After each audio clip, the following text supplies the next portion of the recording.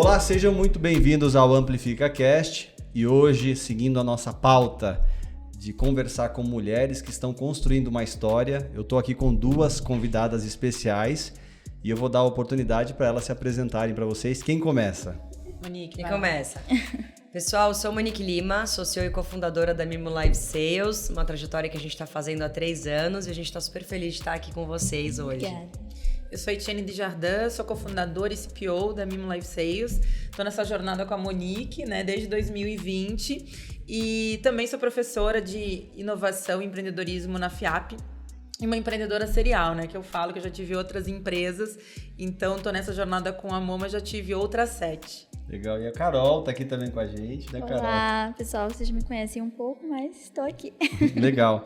E, bom, acho que pra gente começar, eu tô em minoria hoje. Minoria, as mulheres estão aparecendo nessa mesa, legal.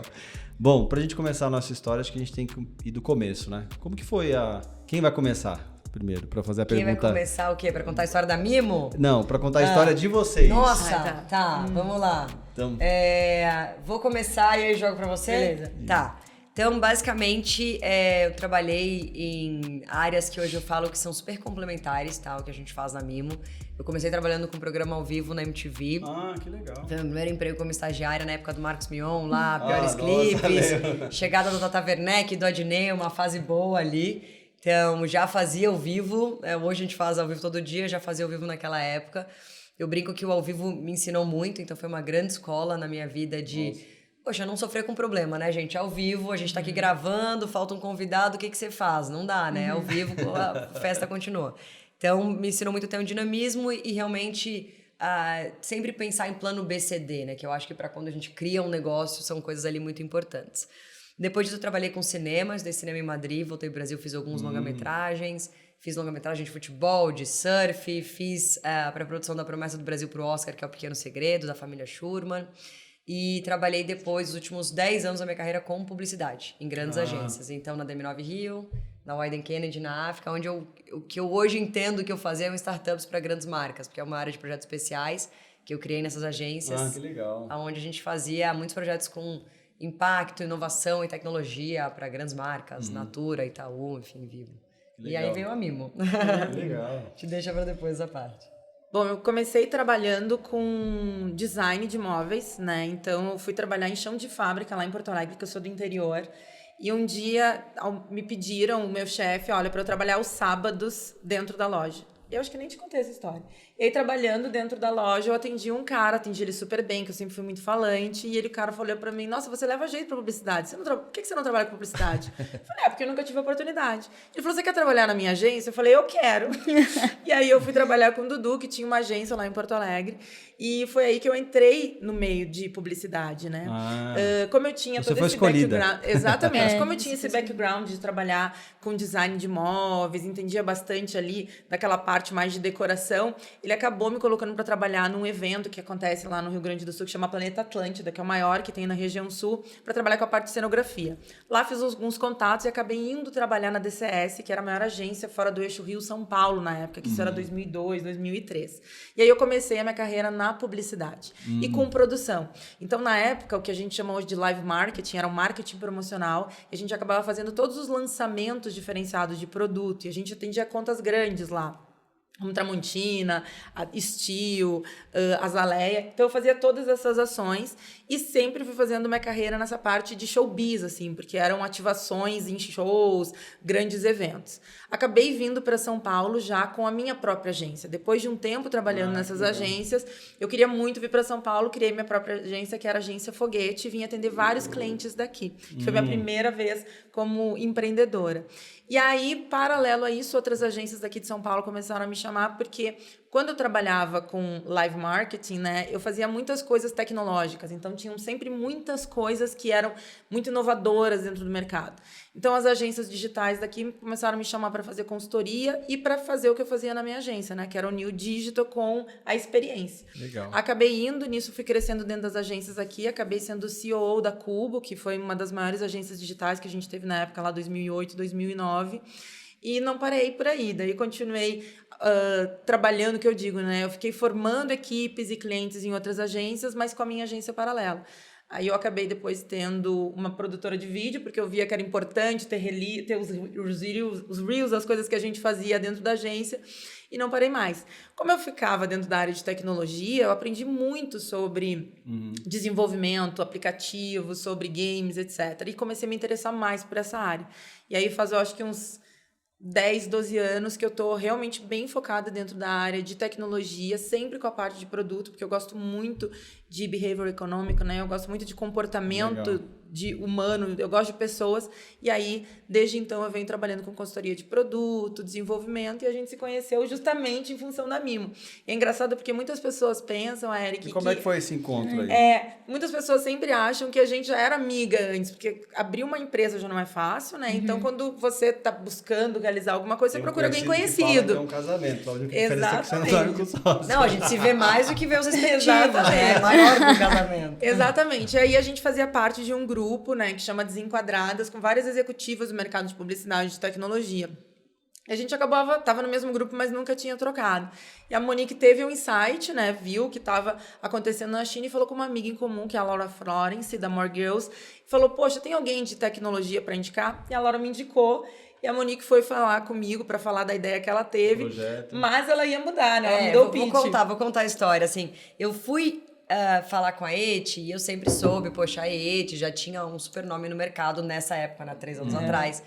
Eu vinha mais de publicidade, eu precisava de alguém de produto e tecnologia. Só que a Eti era a prefeita do grupo, né? Daí eu falei, gente, vamos falar com ela para ver se ela me indica alguém, né? E quando eu comecei a conversar com ela, eu falei, nossa, ela tá ficando empolgada, aquela coisa do ao vivo, né? Sim. Falei, peraí que eu vou mudar o pitch. Eu ia perguntar pra ela, como é que era? Quem que você me indica? Aí eu mudei pra que você acha? Aí ela, acho bem legal. E aí começou, né? E eu, péssima jogadora de pôquer, a Monique já viu na hora que eu me empolguei, que eu já comecei a pesquisar. E desde então, a gente tá na jornada. E muitas pessoas sempre perguntam, vocês eram amigas antes? A gente fala, não, a gente não era. Mas a gente, nessa jornada, nós nos tornamos amigas, né? Que é muito legal. Legal. E na carreira de vocês, assim, quais foram os desafios na construção, né? Você já teve várias empresas. Quais foram os desafios de carreira, as dificuldades? Vocês são mulheres que estão transformando, né, o mercado, estão empreendendo. Vocês venceram algum tipo de preconceito também na carreira? Pode comentar sofreram pouco. algum tipo de machismo, pode dizer assim, durante a carreira de vocês? Enfim, alguns, né? Mas eu vou tentar elencar uns 3 momentos que eu acredito que eu passei por cima disso. 3 é muito, né? Então eu vou falar um, porque senão a história fica longa. Mas que eu acho que isso que é o mais importante, né? A gente sabe que, infelizmente, isso existe ainda bastante, né? Até, enfim, recentemente, mesmo no ecossistema que a gente tá, de tecnologia, a gente ainda ouve algumas coisas um pouco desagradáveis, né? É mesmo? Sim, sim. É mesmo? A gente já ouviu assim, a gente vai investir em vocês são bonitas. Sabe assim, umas coisas que você fala...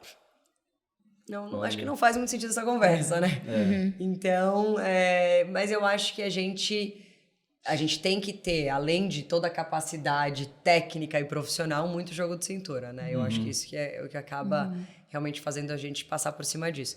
Eu tive algumas situações na minha vida, eu acho que eu sempre, né, assim como a Eti, fui muito nova, líder, né, de algumas áreas e fui me destacando, e o que traz isso é a gente sempre, né, enfim, muita dedicação, muito foco, e acaba realmente acontecendo algumas situações. Eu lembro de uma situação que eu tinha uma ação para fazer muito grande, de futebol, para uma marca específica, e meu chefe falou para mim, eu tava ensaiando há 3 meses, o chefe falou para mim, Monique, acho que não vai ser você, né, que vai tocar a ação, porque você é mulher. Eu falei, como assim? Tô ensaiando há 3 meses, nossa, eu era a head da produção.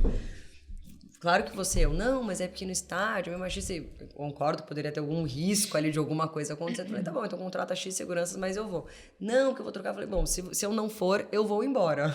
Então, assim, eu acho que algumas vezes na minha vida que eu não abaixei a cabeça, e aí eu fiz uma ação sensacional, enfim, por causa de mim muita coisa depois legal aconteceu, mas eu acho que foi o fato de ter realmente essa coragem de enfrentar, enfim, algumas situações e realmente colocar a gente ali como prioridade, enfim, não são situações fáceis, né, mas... E você acha que porque você tinha uma experiência profissional, você se dedicava... Isso também é importante, né? Para você continuar crescendo, evoluindo. Com certeza. Eu acho que, assim, eu sempre tive meio que esse mote na minha vida, que é muito foco, muita resiliência. Eu acho que principalmente para nós mulheres, eu acho que tem esse plus aí, que as coisas não vêm tão fáceis, a gente tem que ir.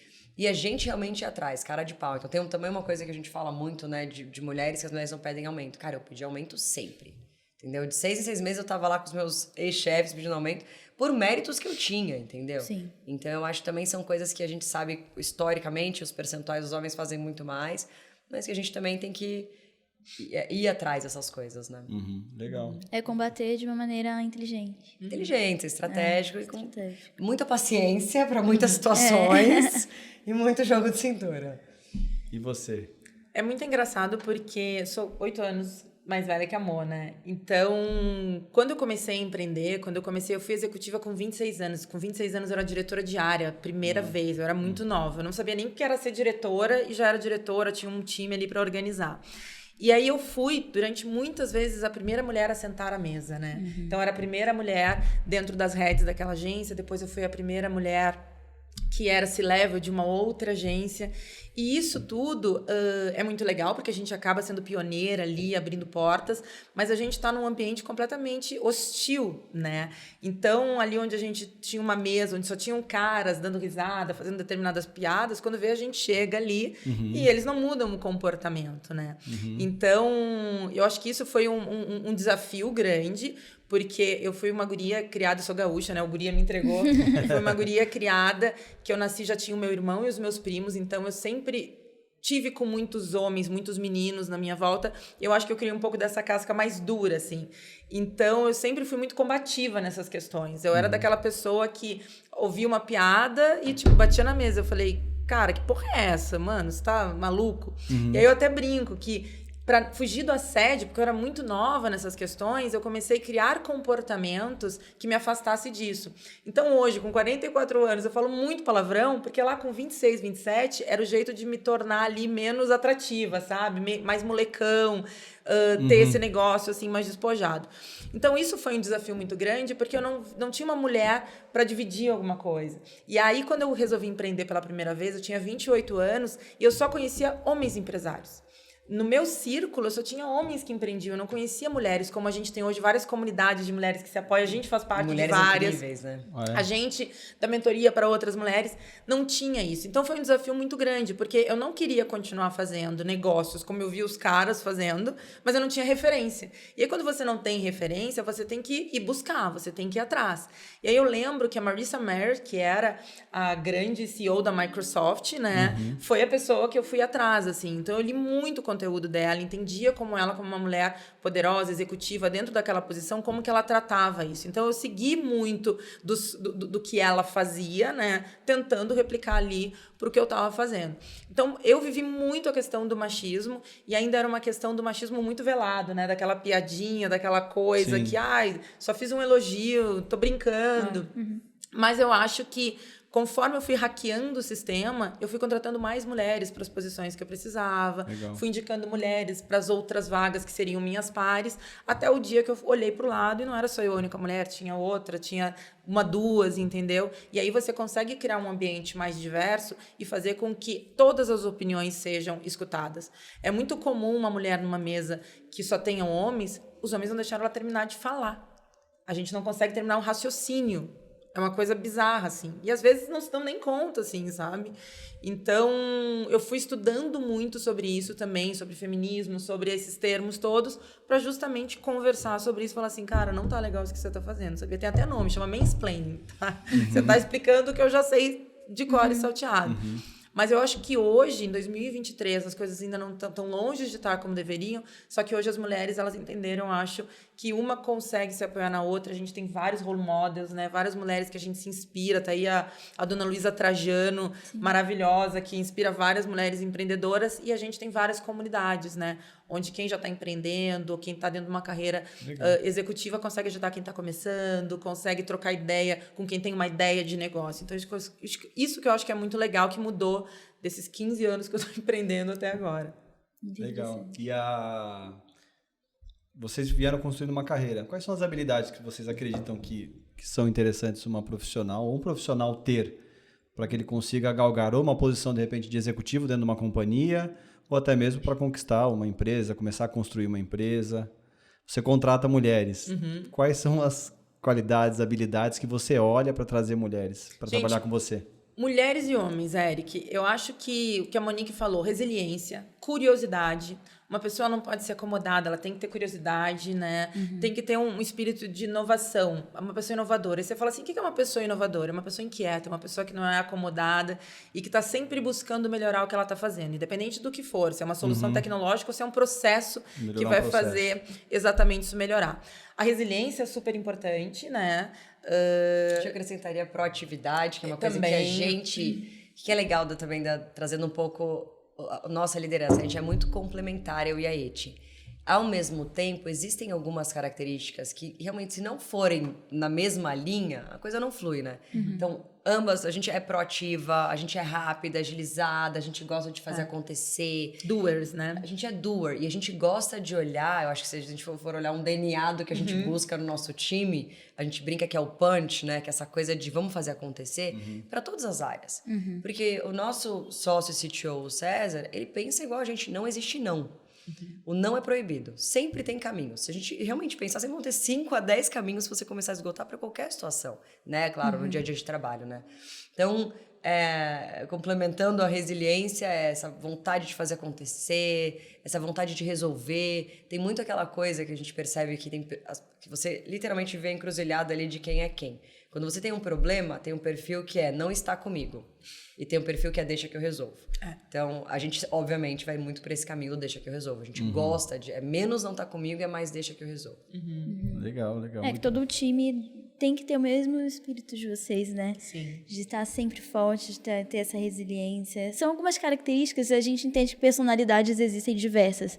Mas objetivos, acho que todo mundo tem que estar vestindo a mesma camisa, tem que estar indo em frente, isso é importante. A cultura também, né? A cultura da empresa. A gente entende realmente que as pessoas vão se estendendo nesses valores ali, a empresa ela acaba sendo um reflexo de quem a gente é, né? E é engraçado, né? Porque dentro desses 3 anos, às vezes entra uma pessoa que não tá tão linkada com a cultura, não é nem a gente que fala, as pessoas já do próprio vem time alguém, já falam. Tá diferente, tá destoando aqui. Eu sei como é que é.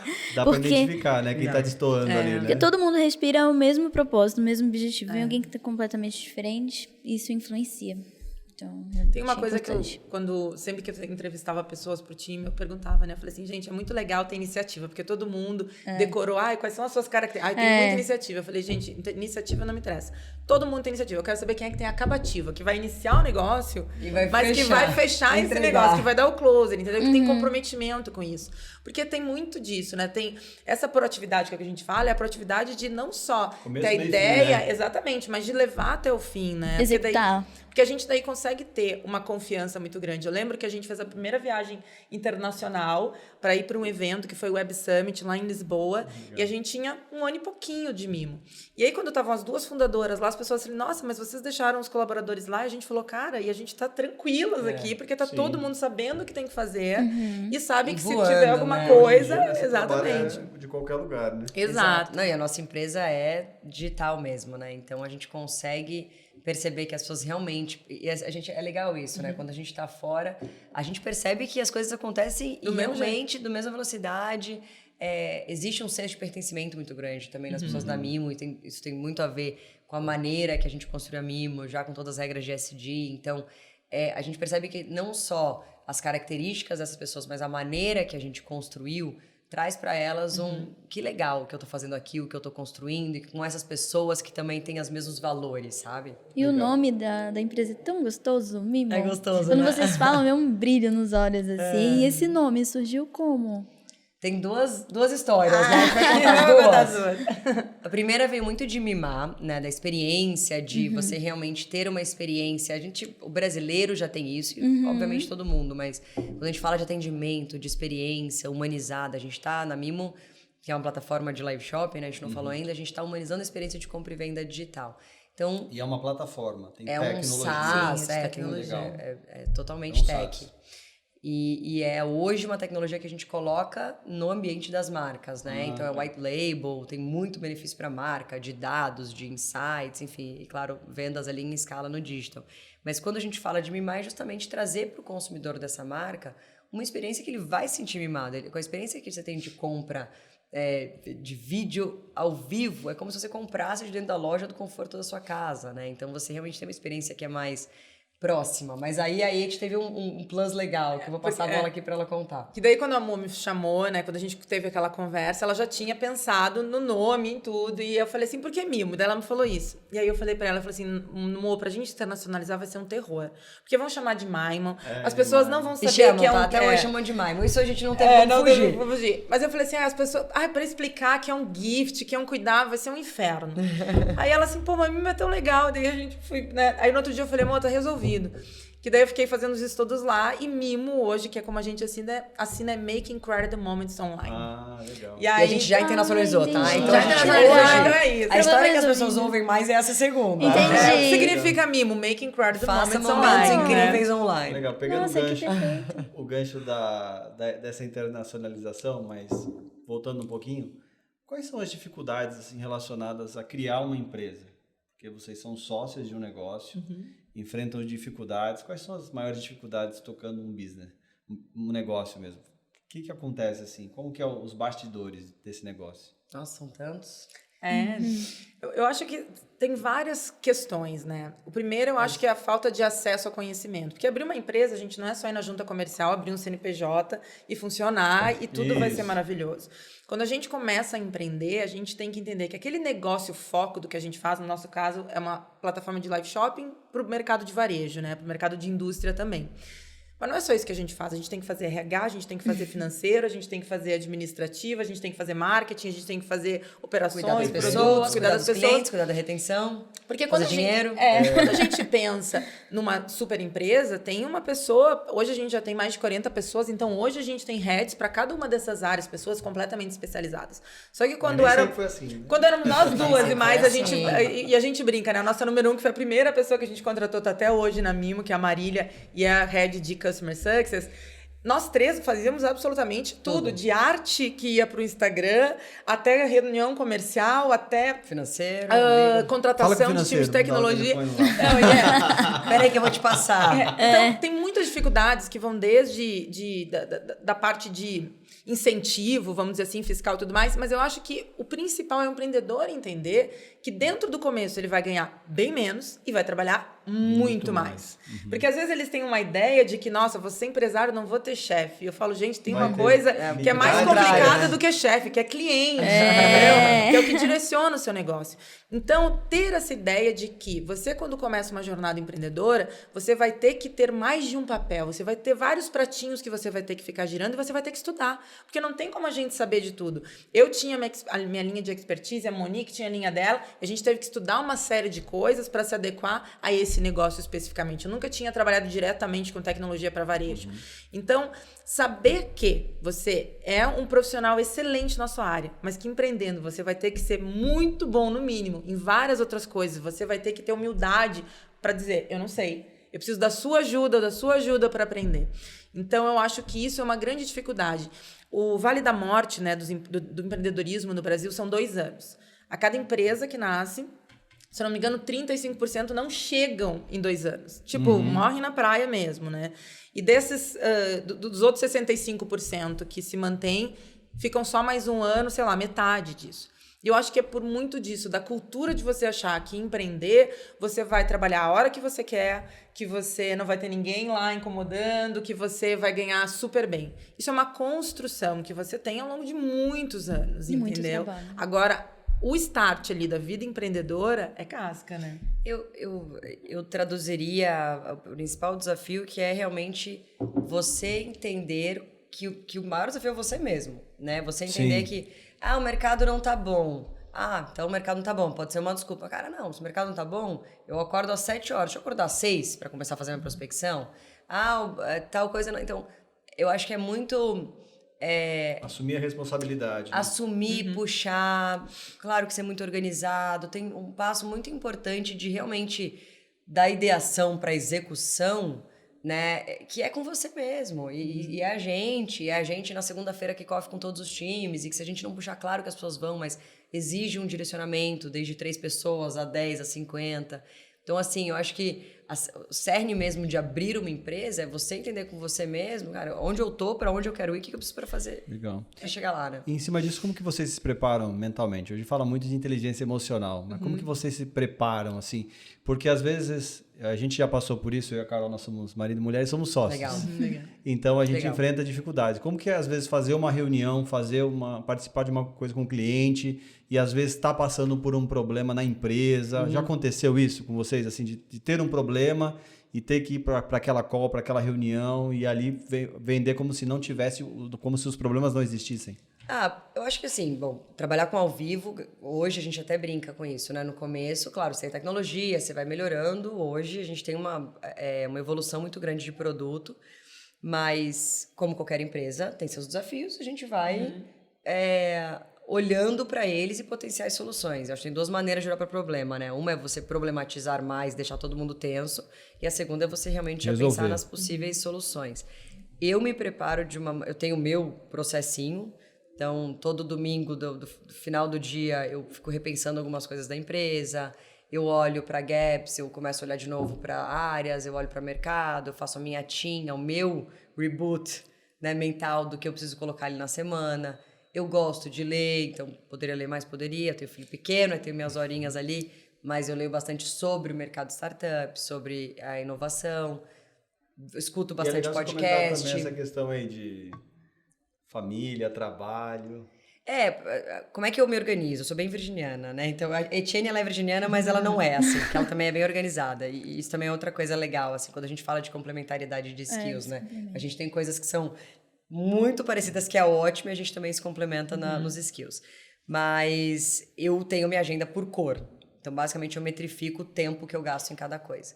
Então, o tempo que eu estou vendendo para cliente, que é a reunião que eu vou ter depois aqui que a gente falou, o tempo que eu estou falando com talentos, com pessoas, cuidando de pessoas, o tempo que eu estou cuidando de clientes, de retenção, o nosso tempo que a gente está falando da empresa, que é super importante, com checkpoints semanais, mensais.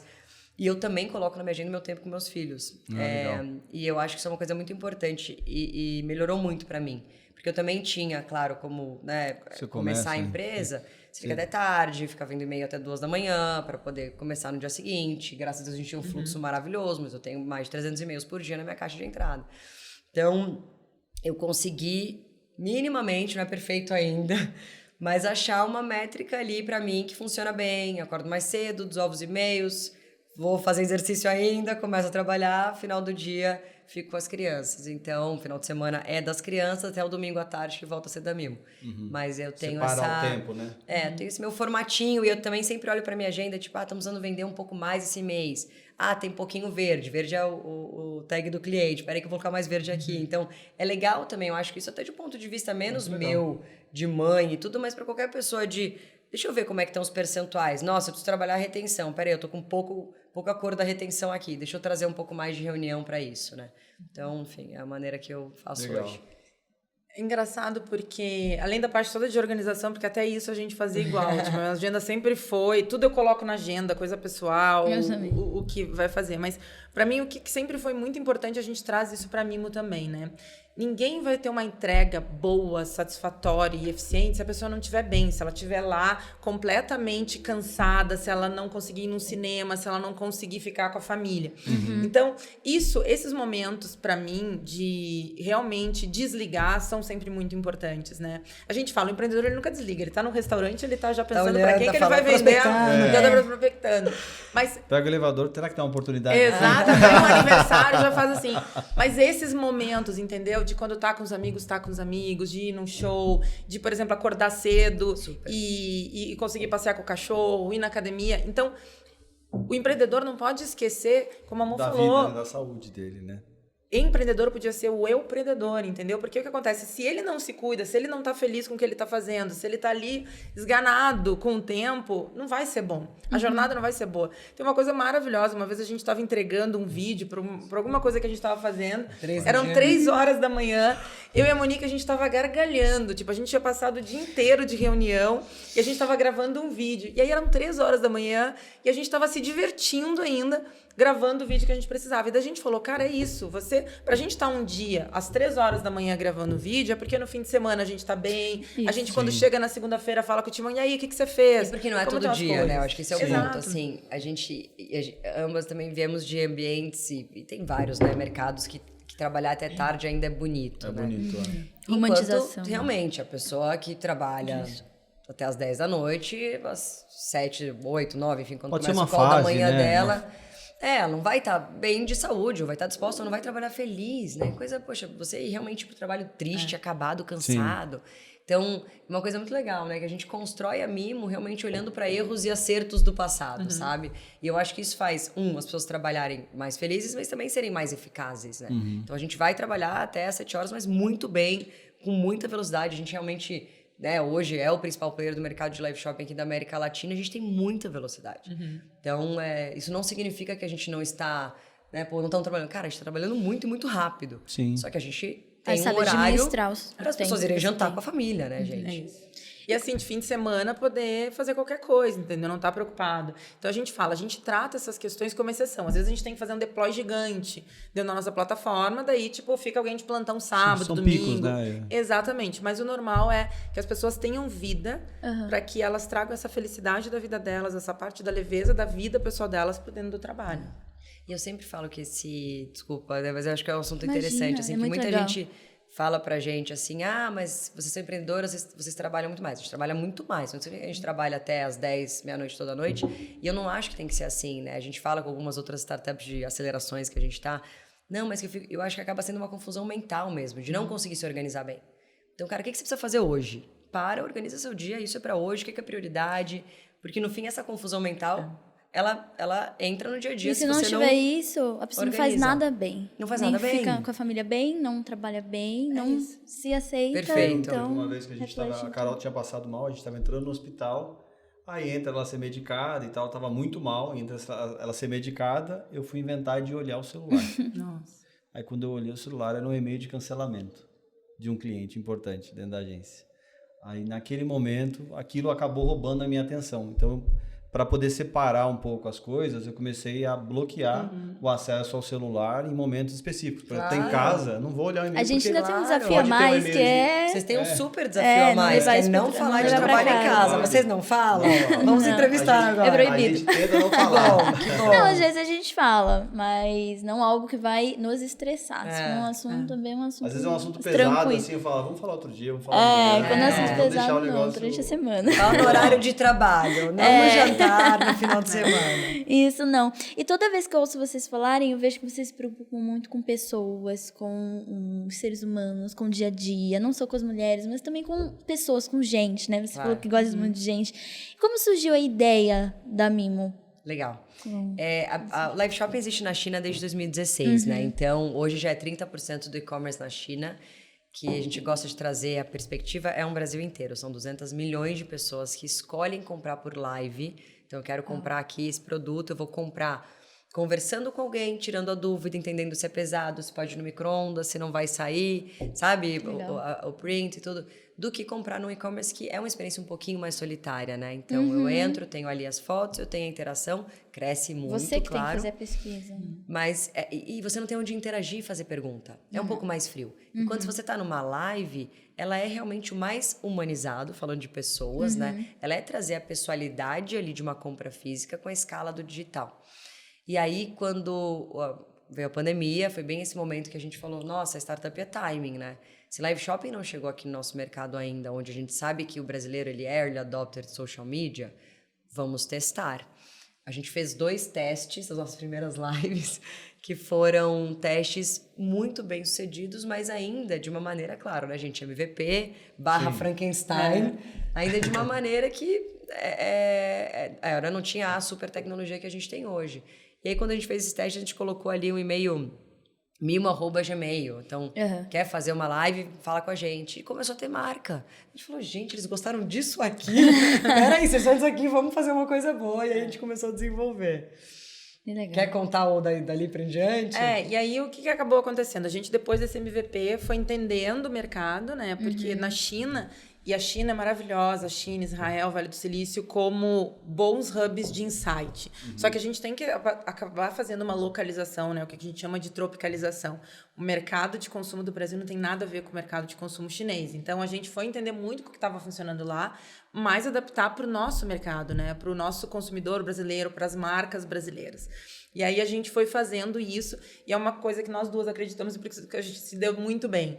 A gente é uma empresa de tecnologia, né? A nossa base inteira é de tech, mas é feita por pessoas.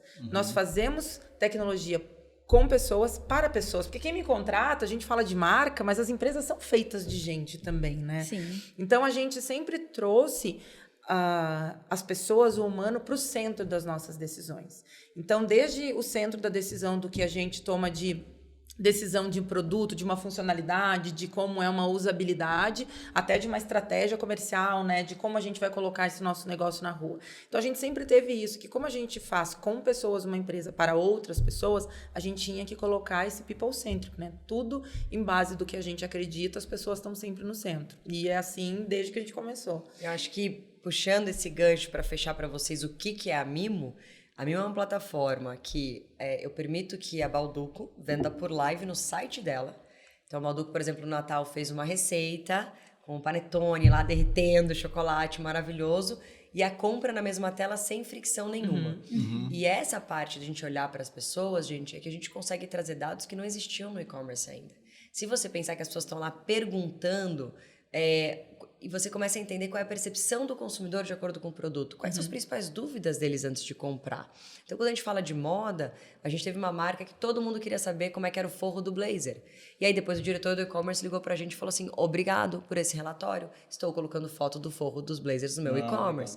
Então, a gente começa a entrar numa camada que a gente entende quais são as principais dúvidas antes de comprar seu produto, o que você precisa melhorar na comunicação do seu produto, que vai além da live. Então, a live, ela traz a venda incremental, como lá na China traz, a gente já tem uma metodologia comprovada, a conversão do e-commerce é 1,5%, a nossa média é 10%, a gente chega em 20% e 30%, é bem expressiva, tá?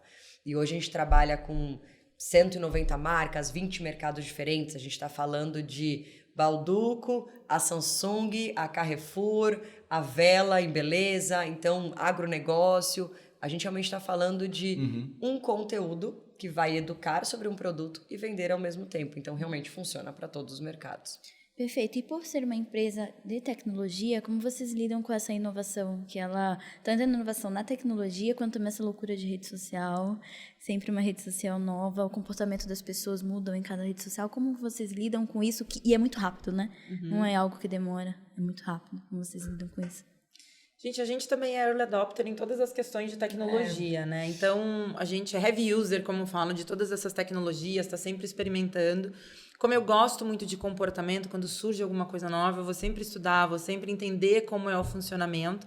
E às vezes aconteceu dentro da nossa jornada, surgiram muitas coisas nesses 3 anos, paralelo ao live shop. Então eu lembro que em 2021 só se falava de metaverso, e daí todo mundo falava, nossa, e como vocês vão fazer live shop no metaverso? Fazer uma live no metaverso. Gente, daí você vai estudando, você vai entendendo. Ainda no momento, né? E aí Já vira tem uma hype. educação inicial do live shop, né? Vira hype, as coisas assim, daí todo mundo quer que fale. Então, a gente vai entendendo e vai conectando o que faz realmente sentido. Então, hoje, por exemplo, que a keyword do momento é a inteligência artificial, a gente já vem há um tempo estudando como que a gente consegue utilizar essas tecnologias de inteligência artificial generativa para melhorar a experiência do usuário, seja no chat ou seja na interação, né? Desculpa, concluiu? Não, pode falar. E aí que a gente tem no ao vivo, a gente vai indo assim. E aí tem uma outra coisa legal que eu acho que vale trazer, que assim, falando de inovação, hoje a gente está trazendo a inovação do varejo. Então o que acontece muito a gente sabe que é algo que do varejo físico a gente tem o e-commerce e é realmente a evolução do e-commerce. É um boost no e-commerce, onde mexe no ponteiro comercial. Então a gente já sabe que veio para ficar, a gente tem 3 anos e só cresce, né? A gente já é parte relevante de faturamento digital das nossas marcas. Então, a gente está ajudando com a agenda aqui. Todo o varejo tem de digitalização. A gente está trazendo mais dados. Então, assim, quando a gente olha para a inovação hoje, eu acho que é mais o contrário, sabe? Obviamente, com toda humildade possível, mas a gente acaba tendo uma agenda muito grande de educar sobre live shopping, de trazer a nossa inovação para o mercado, sabe? E é muito legal, porque a gente é convidado para palestrar em Web Summit, a gente palestrou agora no Collision no Canadá, South by Southwest, porque hoje nós temos a maior database de live shopping aqui da América Latina. Então, a gente tem dados de live shopping que não existiam nesse mercado, né? Que existe na China. Mas e para o Brasil? Como que o brasileiro lida com uma live de beleza? Qual que é o segmento que performa melhor, sabe? Então, a gente conseguiu realmente... Até agora um estudo, né? A gente lançou um estudo, o primeiro relatório de live shopping do mercado. A gente entendeu a ciência, né? Tem uma ciência para beleza, que é diferente, que o ticket médio é diferente de um carro, que é diferente de eletrônico. Então, hoje, a gente olha muito para como a gente vai ajudar a educar o mercado com relação a live shopping. Legal, legal. E nessa questão aí de olhar, hoje vocês estão presença no Brasil e atende outros países? Outros 5 países. Quais são os países? Peru, Argentina, Colômbia, Chile e Estados Unidos. Legal, que legal. E como que vocês enxergam os desafios daqui para frente, né? Falamos de inteligência artificial, a gente já está olhando isso, mas o que você acredita que vai ser o futuro com relação à tecnologia, com relação ao mercado que vocês estão transformando? A live shopping ou geral? O futuro? Assim, não, acho que relacionado ao mercado de vocês de compra, de e-commerce, varejo. Quando eu estava no Collision, eu fiz uma palestra lá falando do case da Mimo, né, que chamava Revolução do Varejo. Tá. E aí foi engraçado porque saiu a frase na Forbes, na capa da Forbes, assim, que a gente estava falando, que a gente acredita que o live shopping vai ser maior que o e-commerce no futuro. Porque ele traz essa pessoalidade dentro do digital. Ele é o mais humanizado que uma marca e um consumidor conseguem chegar numa comunicação dentro de uma digital sales, né? Então, a gente está na primeira onda do live shopping aqui na América Latina, né? Então, imagina o quanto as marcas não têm de espaço. A gente está num oceano azul de crescimento. E é uma oportunidade também de conhecer das marcas se conectarem. A gente fala bastante, né, Mo, que não se trata de uma coisa ou outra, né? Então, a marca ela vai continuar dentro das redes sociais, a marca vai continuar com seus canais próprios, vai continuar com a sua loja em shopping ou loja de rua, e vai ter o live shopping.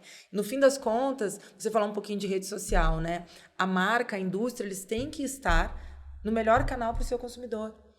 Então, ele tem que estar em todas as frentes e a gente acredita que essa conexão, para que ele saiba melhor do seu produto, do seu serviço, de como é a construção daquilo que você está tentando vender para ele, é a melhor forma de criar essa conversa ali ao vivo para que você consiga cada vez mais se conectar e deixar também o seu consumidor no centro, né? Porque ele quer. Legal, legal. Ele tá, né? Nossos clientes todos estão nas redes sociais. Vão continuar, e redes novas que vão surgir, agora tem o Threads, enfim.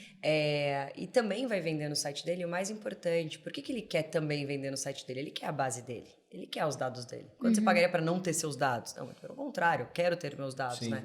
Então, quando ele faz a experiência dentro do site dele, ele não só vende mais, porque é sem fricção, é tudo na mesma tela, né, com um clique, não tem redirecionamento, né? Eu tô no site já. Como também tenho todos esses ganhos de ter os meus dados. E uma evolução que a gente também enxerga, que já acontece na China, as marcas elas vão começar a ter menos varejos físicos e mais lives. Se você pensar que uma live eu tenho 20 mil pessoas, 100 mil pessoas... Que espaço comportaria? Em uma hora, que loja que você atende isso? E na China é assim. Na China você tem, inclusive, lojas, e aqui na Oscar Freire a gente também tem já em São Paulo, algumas lojas já conceito, estúdios, né? Feitas com espaços para lives, ou no estúdio, ou no meio da loja. Então é muito legal pensar dentro dessa revolução e comportamento novo. As pessoas vão na loja, vão comprar online, também vão comprar por live. Poxa, por que eu vou fazer mais X lojas se quando eu abro uma live eu coloco 100 mil pessoas e vendo 30% de conversão? Eu gostaria que vocês falassem um pouco para as mulheres que estão nos escutando quais são os conselhos que vocês dariam para quem está começando o empreendimento, está começando a empreender ou para quem já empreende. Dá um overview aí, pode. Acho uma frase que é batida, mas é bem real, principalmente para mulher empreendedora. Se der medo, vai com medo mesmo. Não deixa de fazer, se conecta com outras mulheres empreendedores, com pessoas, mentores que podem te ajudar, mas não deixa de fazer, não deixa a ideia morrer. O Paul Arden, ele fala, que eu acho que é uma coisa sensacional, que ele pergunta, né, o que é uma boa ideia? E as pessoas começam, é uma ideia que gera lucro, é uma ideia que atinge o maior número de pessoas, é uma ideia que resolve um problema. Uma boa ideia é uma ideia que sai do papel. Se ela não sai do papel, ela não é executada, ela é só uma ideia, não vale nada. Então, se der medo, vai com medo mesmo e faz. E como que essas mulheres eu vou abrir para você responder também, mas como que as mulheres se conectam com vocês? Falaram de comunidades, de mentoria, como que é isso para chegar até vocês? Acho que através do LinkedIn, né, das nossas redes sociais, a gente tem bastante troca, a gente dá também mentorias, enfim, alguns grupos agora que a gente tem, não só de mulheres empreendedoras, mas acelerações também de startups. A gente escolheu dar mentoria para mulheres também, né? Porque eu acho que isso é uma decisão importante para ajudar a mudar um pouco o status quo. E para te responder a primeira pergunta, para você ver como a gente está alinhada, vou falar 2 frases que eu gosto muito, mas que são... A gente não tinha falado disso antes, tá? Mas que eu acho que são bem em linha com o que a Eti falou. A primeira, que eu adoro, é feito é melhor que perfeito. Então, e eu sou virginiana, gente, para chegar nessa frase foi difícil, mas é verdade. Então, começa, faz e quem vai te falar o caminho certo são os seus clientes, então o roadmap está na mão dos seus clientes, então faça e saiba ter essa troca escutativa com seus clientes.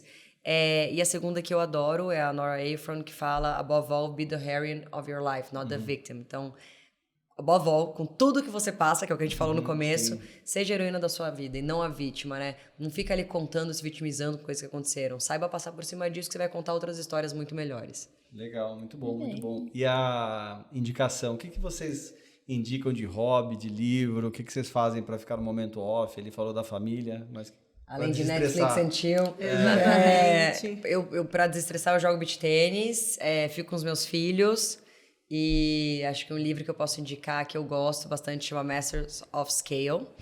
É um livro que ele é de startups, história de startups, mas ele tem... Eu acho que ele é o livro de startup mais para todo mundo, porque ele conta histórias curtinhas de várias startups bem-sucedidas e momentos e percalços, inclusive a história do Canva, né, que é de uma super empreendedora mulher. Sim. A história da... como chama? Random Runway também, que é outra empreendedora mulher. Então tem muita história legal nesse livro. Bom, eu sou uma aficionada por futebol americano, então em época de temporada eu fico basicamente todo final de semana, né, de quinta-feira, domingo e segunda assistindo jogos. Eu gosto muito de sair para comer, para festa, shows. Eu gosto muito de música eletrônica, então eu acompanho bastante shows. E eu acho que de indicação, eu gosto muito de um autor que é o Simon Sinek, que ele tem um livro que para mim foi um mind-blowing, assim, em relação, que chama Comece pelo Porquê. Que, na verdade, ele começa a falar, né, e ele ensina a gente que toda jornada que a gente começa não é o que a gente vai fazer, o como a gente vai fazer e o porquê lá no fim. Sempre tem que começar pelo porquê. Qual que é o nosso propósito, né? O que vai fazer a gente, naquele dia ruim, sair da cama e ter aquele gás para poder fazer... eu brinco, né? Tipo, matar um leão por dia é fácil. Difícil é desviar das antas ali que vão aparecendo. Então, esse Comece pelo Porquê, ele é muito legal porque ele faz a gente aliar propósito, entender o nosso propósito, seja qual for o objetivo. Porque se a gente abrir uma empresa, né, só para ganhar dinheiro, vai ter algum momento que aquilo não vai sustentar dentro da jornada. Então, ter o propósito é bem legal. Tem muito dinheiro, tá procurando propósito agora, né? Exatamente. Legal, pessoal. Bom, estamos chegando ao final do nosso Amplifica Cast. Eu vou deixar elas agora encerrarem aqui esse episódio. Obrigada, pessoal. Foi um prazer participar aqui com vocês. Obrigada, pessoal. Foi ótimo. Obrigada. Foi muito legal mesmo. Obrigada. Legal, obrigado aí, pessoal. Valeu.